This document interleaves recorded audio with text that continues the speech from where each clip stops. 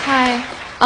I go to a Catholic school, and what I've picked up from what I've heard about their beliefs is that they believe that those who commit suicide go directly to hell. What can you tell me about that? You know, this question has so many ramifications other than that. It goes into things like assisted, suicide type thing where the machines are pulled off, or living wills, and all these things actually now are coming into play. The more machines we have and the more science grows, the more complex these decisions become, and we are making more decisions of more rapid nature, at a more rapid nature, of more dramatic implications. Let me just say this to you. I wish I had an absolute answer to give to you. I just say this: I wouldn't want to meet the Lord after I have taken my life. And the reason is, in Genesis 9:6, murder is called the ultimate attack upon the image of God. That's what murder is. You have violated the image of God. So if I violate the image of God in someone else, or I violate it in myself, it is the ultimate act of lack of faith. And without faith, it is impossible to please God. So I would say I wouldn't want to meet him on those terms.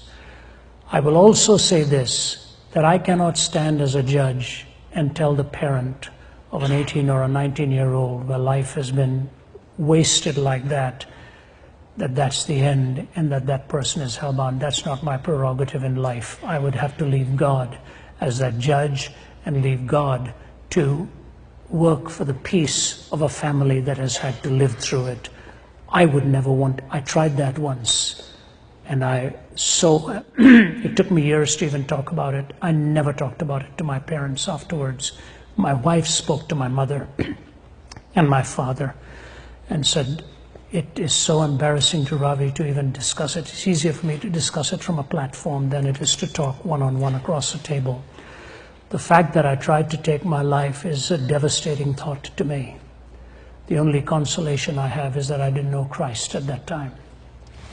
Now that I know him, I will never ever violate the image of God that he's given to me.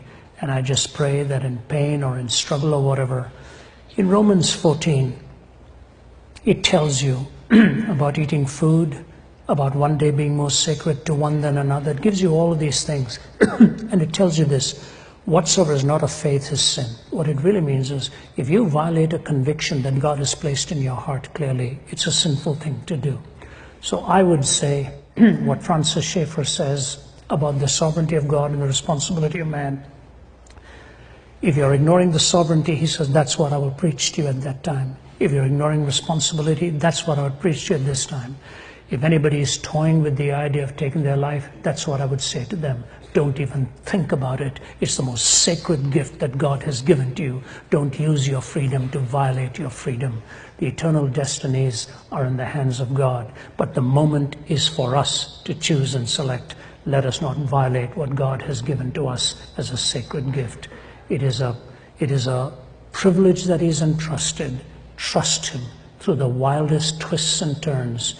When you finally meet with him, you'll find he sustained you the greatest in your darkest night of the soul. George VI was dying of cancer, and he spoke to the world. And he said this: I said to the man at the gate of the ear,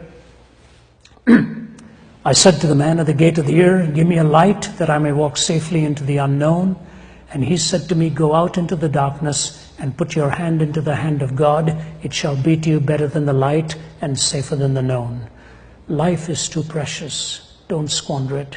Go out into the darkness, put your hand into the hand of God. It shall be to you better than the light and safer than the known.